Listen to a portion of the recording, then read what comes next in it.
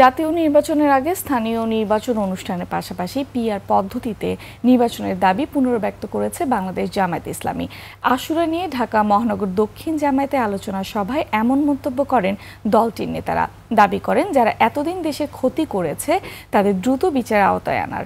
তারা মন্তব্য করেন সত্যিকারের ইনসাফ কায়েম করতে হলে দেশে ইসলামী আদর্শের বিকল্প নেই।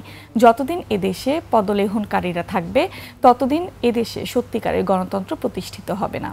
ঢাকা মহানগর দক্ষিণ জামায়াতের বিভিন্ন পর্যায়ের নেতারা সভায় অংশ নেন। অ্যাকনন সোপ, দেশের নাম্বার 1 হালাল অ্যান্টিব্যাকটেরিয়াল সোপ, ন্যাচারাল ব্যাকটেরিয়ালাইসিসের সুরক্ষায় ফ্রেশ ও অ্যাক্টিভ সবসময়। অতীতে যাদের চরিত্র গণতন্ত্র বিরোধী, মানে সরকারের পদলেহন করেছে যারা, এই গোলামরা যতদিন এখান থেকে সরে না যাবে ততদিন বাংলাদেশে সত্যিকার গণতন্ত্র প্রতিষ্ঠা হবে না। জাতীয় সংসদ হচ্ছে সবচেয়ে ভাইটাল জিনিস। এটা যদি ক্ষতি হয় তাহলে গোটা জাতি ক্ষতিগ্রস্ত হবে। কিন্তু স্থানীয় নির্বাচন যদি গোলমালও হয় তাতে জাতির উল্টাপাল্টা কিছু হবে না। সেজন্য টেস্ট করার জন্য, নির্বাচন ব্যবস্থাকে পরীক্ষা করার জন্য যে তারা কেমন নির্বাচন করবে, সেই জন্য জাতীয় সংসদের আগে অবশ্যই স্থানীয় নির্বাচন হতে হবে।